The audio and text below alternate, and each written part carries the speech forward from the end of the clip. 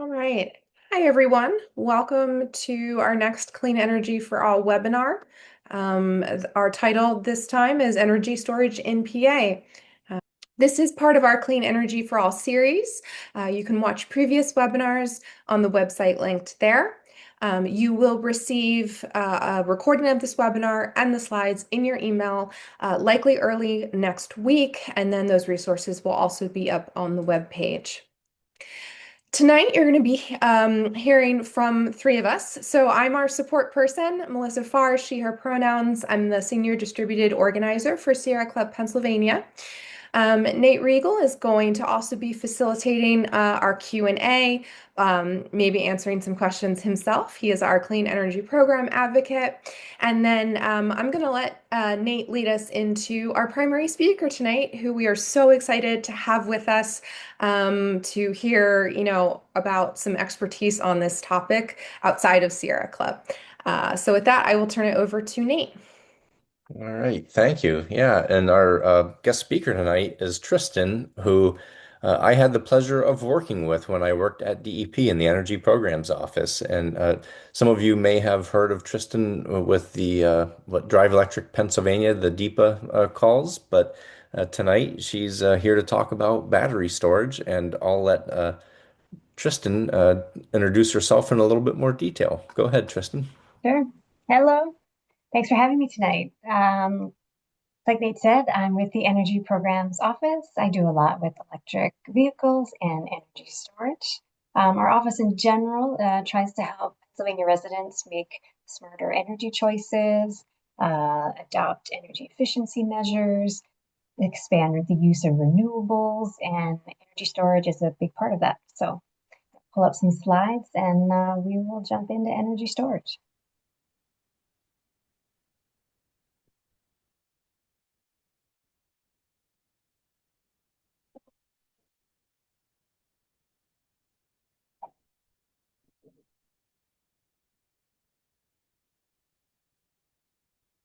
Can you guys see my slide deck?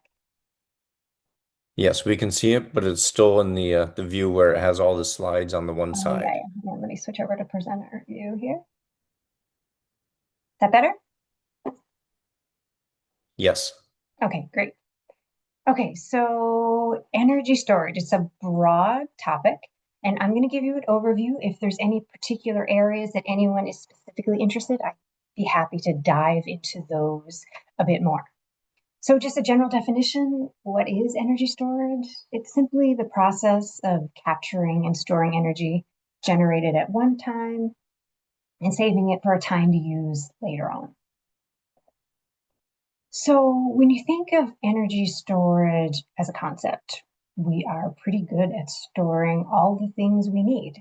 We store water in tanks and in reservoirs. We store oil in barrels. We store food and clothing in warehouses. We store grain in silos, hay in bales. So pretty much everything we need, we have a good way of storing. And there's, good reason for that. Um, to need something immediately when it is generated would be very complicated. So you take your car and you pull up to a gas station and you want to fill up your tank. Then they would have to send a signal to pump oil quickly, refine it, and get it ready to sell. That really would not work. But it's actually how the electric grid works. What we're looking to do is add buffers in that system so that we can generate these commodities, electricity specifically, when it's convenient or possible to generate it, and to store it to use at a time when it is needed significantly more. The on-demand electricity would work fine if our demands were consistent throughout the day. But as you can see here, our demand throughout the day varies. This here is a load curve. If you look across the bottom, it's taking it through the hours of the day, and up the x-axis is how much energy in total we are using. This graphic is from PJM. PJM is the regional transmission operator of the grid in our area. So essentially, the peak power works like this. Overnight, demand for power is very low.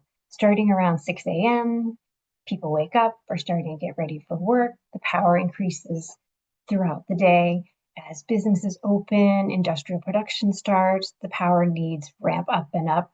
This particular day is in the summer, so then midday and late afternoon, as the sun has been heating up everything, residents and buildings require more energy to cool them down. So the power peaks at late afternoon, early evening, and some of the industrial processes are still happening, but people are starting to go home and turn on their air conditioners at home, maybe throw in some laundry, start dinner. So all those different demands add up to that peak curve you're seeing there. Like I said, the highest demand is occurring in the summer, late afternoons, early evenings. And those peaks can be crazy high during the hottest days of the year, especially when we're getting several hot days in a row like we do during our heat waves. And as this demand for power increases throughout the day, the grid calls for different resources to ramp on. And in the lighter periods of time, we're using more efficient resources that don't cost as much. But as more and more people demand electricity at the same exact time, those resources that the grid calls on are more and more expensive and more polluting. In fact, in the days during the heat waves, when we're calling for crazy amounts of power, we will bring on assets to the grid, such as really old coal plants. Most of them in this area are coal or gas. They're peaker plants. They're plants that have pretty much almost outlived their usefulness. So they're very expensive to operate. They're highly polluting. And that's what we need to pull onto the grid when we are demanding these peak power.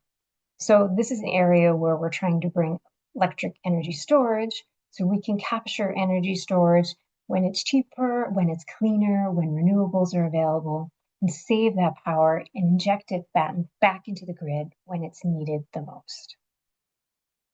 So that's what a summer curve looks like. In this graph, I'm showing you a winter curve, which is a little bit different. But again, power signals for power need to ramp up and ramp down in real time, which is complicated to say the least. So as these signals are sent, the different generators need to ramp on or ramp off. What we're trying to do is to bring in energy storage so that we can even out some of these peaks and save energy when it is cleanest, and again, inject it back in when it is most expensive. In the winter, the peaks are a little bit different because obviously the cold weather, some of those peaks are later in the evening into the wee hours of the morning when the highest heating demands are being called for. So what do some of those energy storage technologies look like? They come in five general different categories. Mechanical, such as pumped hydro, which is a technology that's been with us for decades. Compressed air, flywheels. Electrochemical, those are our batteries. Thermal storage includes molten salt storage, ice storage. An example of electrical storage would be in capacitors or supercapacitors. Then we have hydrogen storage for long-term chemical storage. So each of these technologies has different operating properties, and energy storage technologies are pretty much evaluated by how much energy they can store and how quickly they can discharge it, and what kind of losses there are in the process. Anytime you're storing energy and dissipating it later, there's some cost to the actual energy that's lost in the process. So the most prevalent energy storage in the US is pumped hydro. Like I mentioned, it's been around for decades. It's a very mature technology. It's a system that employs two different reservoirs at different elevations. So the operator, usually overnight when electric prices are lowest, they buy electricity, and with that electricity, they pump water into the upper reservoir. That water sits there for the rest of the night and throughout the day until electricity demand is highest. And then that hydro operator runs that water down through his turbines and generates electricity, sells it back to the grid for a profit. So Pumped hydro is excellent technology, but as you can imagine, it takes very large land areas, and those land areas have to have the perfect topography in order to develop this type of technology. So that brings us to our fastest growing technology in energy storage, and that is batteries, because it is by far the most versatile.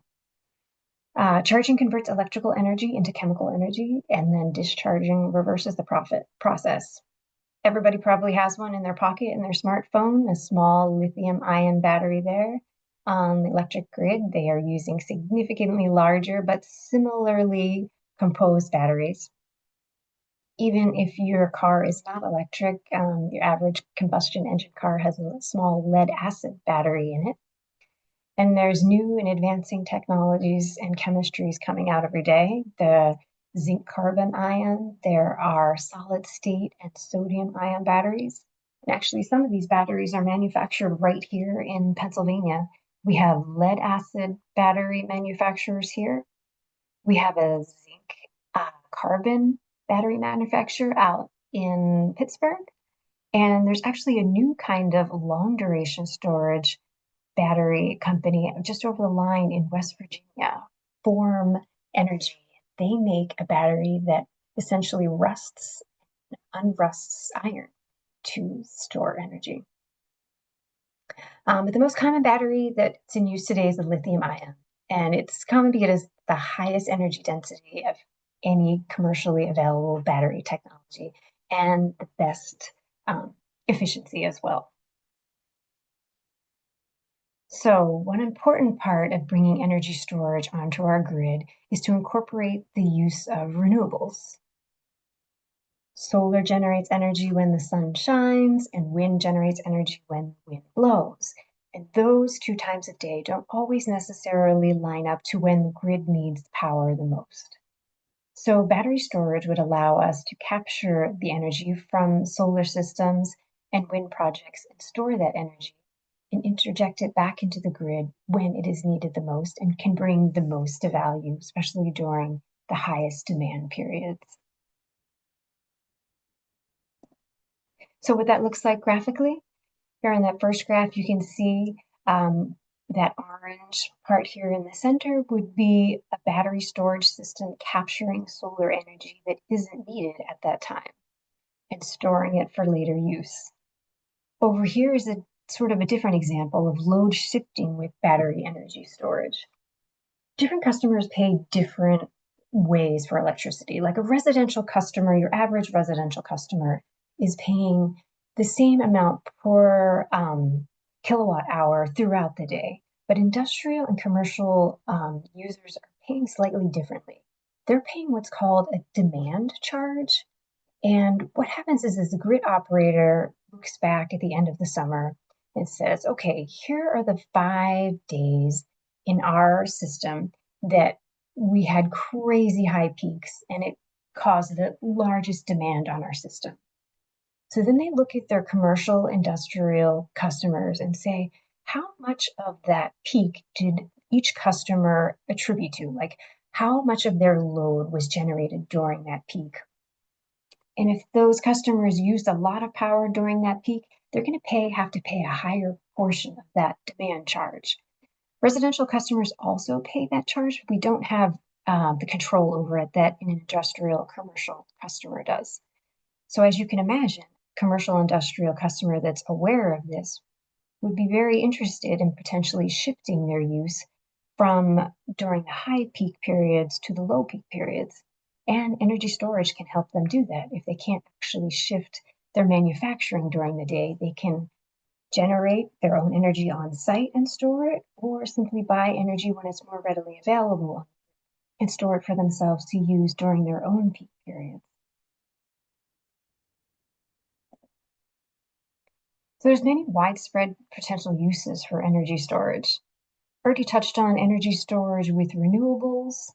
Energy storage could also be used at substations because, like I said, energy is generated and used on demand. And essentially, the generators have to predict, grid operator predicts what that demand is going to look like on each little node of the grid. Sometimes those calculations are not completely accurate, and sometimes power is sent to a substation that it can't be used and that power gets wasted. Adding energy storage to those locations could help capture that electricity at value and put it back into the grid when it is needed. Energy storage can be a very important component of microgrids. I'd be happy to provide more information on microgrids if anyone is interested. But a microgrid is essentially a system that incorporates a renewable energy source and a way to store that energy source for a specific customer or group of customers. The system can be used tied to the grid so that the people using energy are using both the renewable energy resource and energy from the grid. But a microgrid gives them the ability to island their operations. Essentially, if the grid goes down or has problems, they can flip a switch and produce and use power on their own as their own little mini grid. Let's see, residential customers are adopting battery use, especially if you're a residential customer that has solar or has access to a competitive time of use rate. You could charge your battery and then discharge your battery when prices are higher, or store your solar power to be used later on in the day. As I mentioned, those industrial and commercial customers could be using energy storage to help shift some of their power loads from times that energy is readily available and expensive, and shifting their high use to bring their battery onto support when their highest uses would otherwise cost them a lot of money to operate. So here are all the different energy storage applications. You'll see terms on there like behind the meter. Behind the meter just means that that battery is behind the meter of the customer who owns it.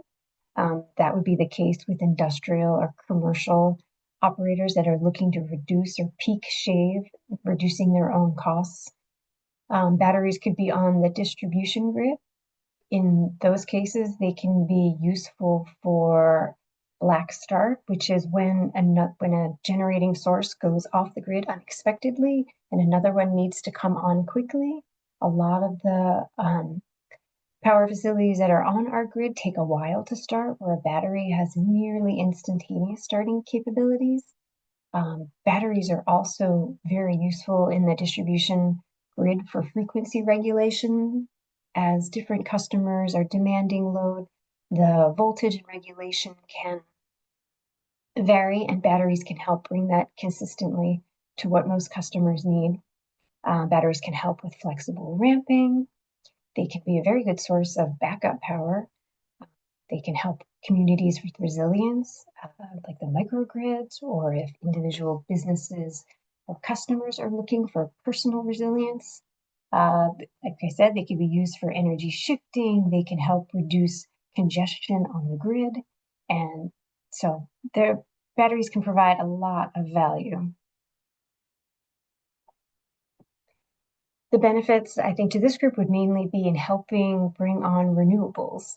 We're very concerned because we're hearing out in the public realm that some energy storage projects are getting public backlash, and we just hate to see energy storage grouped specifically with data centers because they are a very different function. And renewables can only bring so much value to the grid if we can't store that energy and use it at times where it's needed the most. So energy storage is very, very useful for solar and wind projects. It helps diversify the energy resources that are on the grid. Certain resources have function better in different weather patterns, and batteries, like I said, are very quick to respond and can be a very good asset to the grid when other large thermal generators take long to come on or are taken off the grid for other reasons. Batteries can help customers make choices and reduce their energy bills if they have access to time of use rates, which allow them to have a little more control over their own bills. Batteries are modular, so they can be sized in a variety of ways to suit the purpose of the facility and or function that they are serving.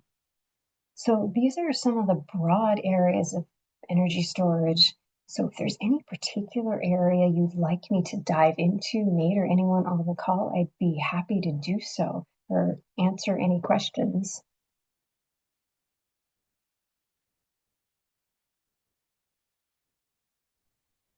All right. So I'm interpreting that as that is the end of your presentation, and we're going to start with the questions and answers. Is that correct? That is.